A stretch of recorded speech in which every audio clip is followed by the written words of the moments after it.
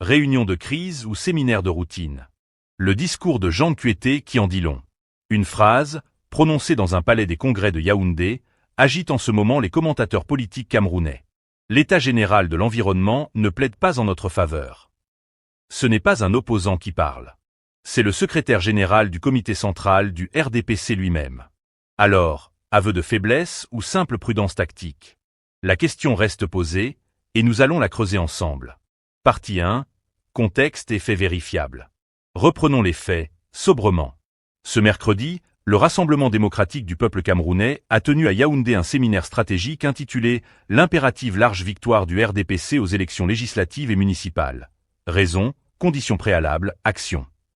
La rencontre s'est déroulée au Palais des Congrès, sous la présidence de Jean Kueté, secrétaire général du comité central du parti au pouvoir depuis des décennies au Cameroun. Mais ce n'est pas tout. Ce séminaire ne sort pas de nulle part. Il intervient dans un calendrier électoral précis, à quelques mois d'élections législatives et municipales que Jean Kueté lui-même situe à 5 ou 6 mois du moment de son discours. Un compte à rebours est donc officiellement lancé, et le RDPC le sait. Rappelons également le contexte immédiat. Cette rencontre marque, selon les propos mêmes du secrétaire général, le 10e anniversaire de la mise en place des délégations permanentes du comité central dans les 10 régions du pays. Une structure territoriale que le RDPC présente comme un outil de contrôle et d'encadrement du parti sur le terrain. 10 ans, 10 régions, un bilan que Jean Kueté qualifie lui-même de largement positif. Et pourtant, un détail change tout. Ce même discours, censé célébrer un anniversaire et galvaniser les troupes, glisse très vite vers un tout autre registre. Celui de l'inquiétude assumée. Jean Kueté évoque en effet, sans détour, la dernière élection présidentielle du 12 octobre 2025, qu'il décrit lui-même comme un scrutin traversé par des pièges et des manœuvres de divers genres. Des propos qui, une fois de plus, émanent du parti au pouvoir lui-même, et non d'une source extérieure. Distinguons ici clairement ce qui relève du fait établi de ce qui relève de l'interprétation. Est établi la tenue du séminaire, sa date, son thème, l'identité de son organisateur, le 10e anniversaire des délégations permanentes, la tenue de l'élection présidentielle le 12 octobre 2025. Relève en revanche de l'interprétation, et donc de la prudence, la portée réelle des manœuvres évoquées, l'identité de ceux qui en seraient les auteurs, et l'ampleur véritable des difficultés internes du parti. Sur ces derniers points, aucune preuve n'est apportée dans le discours lui-même. Il s'agit d'affirmations du orateur, que nous rapportons comme telles, sans les valider ni les contester. Mais gardons cette question en tête, car elle va nous accompagner tout au long de ce décryptage. Pourquoi un parti qui se dit dominant éprouve-t-il le besoin de consacrer un séminaire entier à sa propre victoire impérative? Partie 2. Le conflit et les tensions. Entrons maintenant dans le vif du sujet. Les tensions, telles qu'elles transparaissent, souvent en creux, dans les mots choisis par Jean Kueté. Premier point de friction, assumé publiquement par l'orateur, la question des candidatures.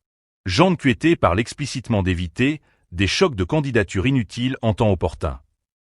Une formule prudente, mais qui, selon plusieurs observateurs de la vie politique camerounaise, renverrait à une réalité bien connue au sein des partis dominants. La concurrence entre militants locaux pour occuper les positions éligibles. Le camp de ceux qui défendent l'ancienneté sur le terrain se heurterait, selon certaines lectures, à celui de figures plus récentes cherchant à s'imposer. Nous insistons, ceci reste une hypothèse d'analyse, pas un fait confirmé par le discours, qui ne nomme aucune personne ni aucune localité précise. Deuxième tension, plus diffuse mais tout aussi présente, le rapport du parti à sa propre image dans l'opinion. Jean Kueté évoque à 2 reprises le poids du tapage médiatique et du vacarme des réseaux sociaux. Une formulation qui, d'après plusieurs analystes de la communication politique, trahirait une préoccupation réelle du parti face à une bataille de l'image qu'il jugerait défavorable. Est-ce le signe d'une opposition plus audible qu'auparavant, d'une désaffection populaire grandissante, ou simplement d'une vigilance stratégique classique avant tout scrutin? La question reste ouverte, et le discours lui-même ne tranche pas.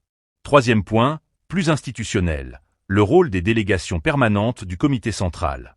Présentées comme un succès sur le papier, ces structures ont pourtant, selon les mots mêmes de Jean Kueté, permis de réduire les écarts et les dysfonctionnements que l'on observait dans la marche du parti. Une phrase qui, en creux, reconnaît que ces dysfonctionnements ont bel et bien existé. Mais ce n'est pas tout. Le secrétaire général ne précise à aucun moment la nature exacte de ces dysfonctionnements passés, ni les structures ou individus qui en auraient été responsables. Des partisans d'une lecture optimiste y verront la preuve d'une modernisation réussie du parti. Des voix plus critiques, elles, s'interrogeront sur ce qui reste, 10 ans après, encore à corriger. Et voici un dernier détail qui change la donne. À aucun moment dans ce discours, Jean Kueté ne nomme un adversaire, un rival interne ou une figure de l'opposition. Tout reste au niveau des structures, des mécanismes, des environnements. Une prudence de langage qui, à elle seule, mériterait d'être décryptée. C'est précisément ce que nous allons faire. Partie 3. Décryptage et mise en perspective. Penchons-nous maintenant sur ce que ce discours révèle, non pas dans ce qu'il dit explicitement, mais dans la manière dont il le dit. D'après plusieurs spécialistes de l'analyse du discours politique, la répétition d'une figure de style précise mérite attention, l'anaphore conditionnelle. Jean Kueté égrène, dans un même paragraphe, une longue série de conditions introduites par « si ». Si l'apaisement n'est pas de retour, si les forces et faiblesses ne sont pas identifiées, si les ressources financières ne sont pas mobilisées, si les candidatures ne sont pas clarifiées, si les jeunes et les femmes ne sont pas impliqués, si le fichier électoral n'est pas maîtrisé, si la veille politique n'est pas organisée. Une accumulation qui, selon certains lecteurs de discours politiques, pourrait se lire de deux façons opposées, soit comme une feuille de route méthodique et rigoureuse, soit comme l'inventaire, presque malgré lui, de tout ce qui, précisément, ferait aujourd'hui défaut. Beaucoup s'interrogent. Un parti qui énumère autant de conditions à remplir avant de gagner est-il un parti confiant ou un parti qui cherche à se rassurer lui-même? Autre élément qui retient l'attention des observateurs, le champ lexical de la peur, omniprésent alors même que le discours se veut mobilisateur. Jean Kueté évoque le danger pour le champion en titre, la nécessité de ne pas montrer de signes de frilosité, et conclut par une formule frappante. Le RDPC ne doit qu'avoir peur d'avoir peur. Une phrase que d'aucuns qualifieraient de performative, au sens où elle chercherait moins à décrire une réalité qu'à la conjurer par les mots. Si cette lecture venait à se confirmer, cela soulèverait une question intéressante sur l'état d'esprit réel qui règne actuellement au sommet du parti, à quelques mois d'un scrutin jugé, par le discours lui-même, incertain. Troisième piste de décryptage, plus institutionnelle celle-là, la mention explicite d'un défaitisme à combattre. Pourquoi mettre en garde contre un sentiment que l'on n'observerait pas? Selon certaines analyses, l'évocation d'un risque sert précisément à signaler que ce risque est perçu, en interne, comme réel. Des informations non confirmées, relayées ces derniers mois par différents observateurs de la vie politique camerounaise, évoqueraient des tensions locales liées à la sélection des candidats pour les élections législatives et municipales.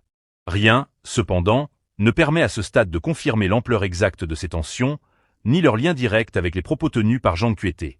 Nous le rapportons donc au conditionnel, comme piste d'analyse et non comme vérité établie. Enfin, dernier point de décryptage, et non des moindres, l'absence quasi totale, dans ce long discours d'ouverture, de toute mention chiffrée. Aucun sondage, aucune statistique de terrain, aucun bilan électoral détaillé région par région. Un choix rhétorique qui, selon certains observateurs, permettrait de mobiliser sans jamais s'exposer à une vérification factuelle précise. Un choix stratégique classique en communication politique, diront certains. Un évitement révélateur, diront d'autres. La question, une fois encore, reste ouverte au jugement de chacun.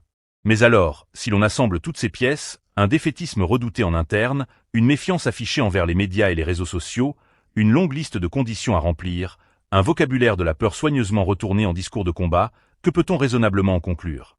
Peut-être rien de définitif. Mais assurément, matière à réflexion. Partie 4. Analyse satirique des pratiques. Bon, chers camarades téléspectateurs, on va se dire les choses comme au marché. 1. Avec tout le respect qu'on doit à l'institution. Changeons de registre, à présent, pour nous intéresser non plus aux individus, mais aux mécanismes mêmes, à ce grand théâtre national qu'est le discours de congrès. Parce que soyons honnêtes, au Cameroun, on a la palabre dans le sang, et un discours politique, ça se déguste comme un bon ndolé, lentement, couche après couche, avec le piment qu'il faut. Premier point, le protocole fleuve.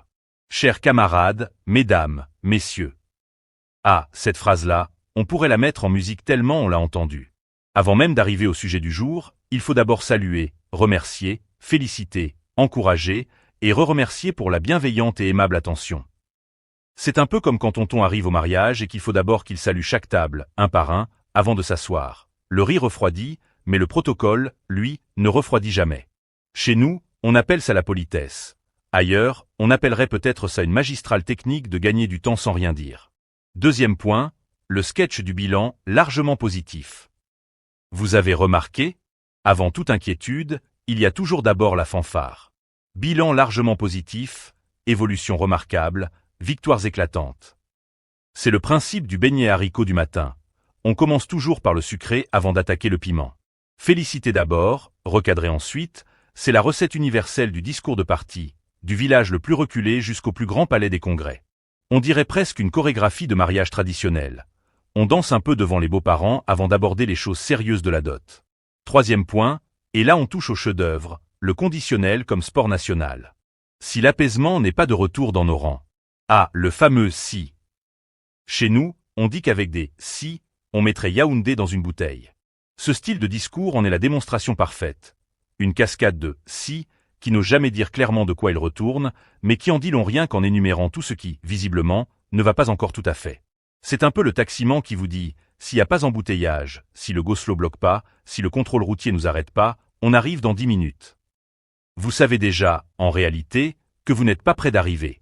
Quatrième point, la peur habillée en costume 3 pièces. Le RDPC ne doit qu'avoir peur d'avoir peur. Alors là, chers camarades, on est carrément dans le développement personnel version congrès de parti.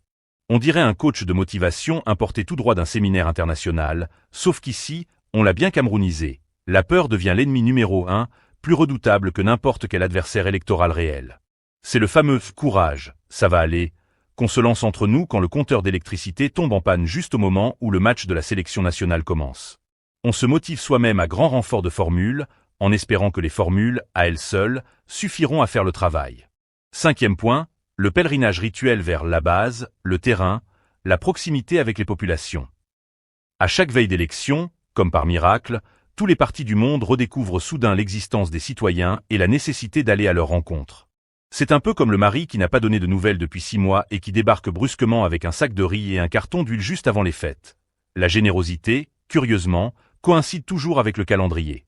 Le peuple, lui, sourit poliment, prend le sac de riz et retient la date. Sixième point, très cher à notre culture politique. L'art de parler de désinformation et de vacarme des réseaux sociaux, sans jamais dire précisément ce qu'on reproche à qui. C'est un classique du genre. On convoque le fantôme des réseaux sociaux comme on convoquerait un mauvais esprit au village, sans jamais le nommer directement, de peur de lui donner encore plus de pouvoir. Il y a du tapage, dit-on, mais tapage de qui, à propos de quoi? Le silence, ici, est presque plus bavard que la phrase elle-même. On appelle ça, dans nos campagnes, parler à l'ombre pour que l'arbre entende. Septième point, et non des moindres, la novlangue des structures et des sigles. Délégation permanente, comité central, feuille de route, séminaire stratégique d'intensification de la préparation. Le RDPC, comme beaucoup de grandes organisations à travers le monde, excelle dans l'art de transformer une inquiétude simple en un empilement d'acronymes et de structures qui donnent l'impression, par leur seule accumulation, que tout est parfaitement sous contrôle. C'est un peu le même réflexe que celui du client au bureau des impôts qu'on renvoie de guichet en guichet. À force de vous faire circuler entre les services, on finit par oublier la question de départ. Huitième point, saut savoureux qu'il faut le souligner. La promesse d'un travail sérieux, rigoureux, méthodique et efficace, pendant 5 ou 6 mois. Chers camarades, si on comptait le nombre de fois où, à travers le monde, un parti au pouvoir a promis de travailler sérieusement, juste avant une élection, on n'aurait plus besoin de calculatrice, on aurait besoin d'un comptable professionnel. C'est la version politique du fameux « demain sans faute », cette promesse qu'on connaît tous, qui n'engage que celui qui l'espère encore. Neuvième point, et c'est peut-être le plus poétique de tous, le nom du programme lui-même, Les Grandes Espérances. Un nom d'une ambition littéraire remarquable, qui n'est pas sans rappeler, volontairement ou non, un célèbre roman où un jeune homme voit ses illusions se heurter patiemment, chapitre après chapitre, à la dure réalité de la vie. Baptiser un programme politique Les Grandes Espérances, c'est un peu comme appeler son taxi brousse Vitesse Confort, alors qu'on sait très bien qu'il va falloir descendre pousser dans la montée. L'intention est belle. La route, elle, reste la même. Et pour conclure ce chapitre satirique, disons-le avec le sourire, mais aussi avec un brin de sérieux. Dans la palabre politique camerounaise comme dans celle de bien d'autres pays, ce ne sont pas les hommes et les femmes qui sont ridicules, ce sont les habitudes de langage qu'on leur impose, cette grammaire du pouvoir qui préfère toujours l'euphémisme à la franchise, le sigle à la clarté et le conditionnel à l'aveu. Comme on dit chez nous, le perroquet qui parle beaucoup n'a pas forcément grand-chose à dire, mais il a au moins le mérite de bien parler. Rira bien qui rira le dernier. En politique comme dans la vie, c'est souvent l'électeur, et lui seul, qui a le dernier mot. Conclusion. Résumons donc ce que nous savons, et ce que nous ignorons encore. Nous savons qu'un séminaire stratégique s'est tenu ce mercredi à Yaoundé, présidé par Jean Kueté, dans la perspective des élections législatives et municipales à venir. Nous savons que ce discours reconnaît, noir sur blanc, l'existence de défis internes, de tensions autour des candidatures et d'un climat médiatique jugé défavorable par le parti lui-même. Nous ignorons, en revanche, l'ampleur exacte de ces tensions, leur issue, et la manière dont elles seront tranchées dans les mois à venir. Sur ces zones d'ombre, nous ne trancherons pas non plus. Ce n'est pas notre rôle, c'est celui des faits à venir. Une chose demeure certaine. Dans un pays où le débat politique se joue autant dans les urnes que dans le choix des mots, ce discours mérite d'être lu, relu et décrypté avec attention. Car derrière chaque si, derrière chaque conditionnel soigneusement posé, se cache peut-être une part de vérité que le temps, lui, finira par révéler.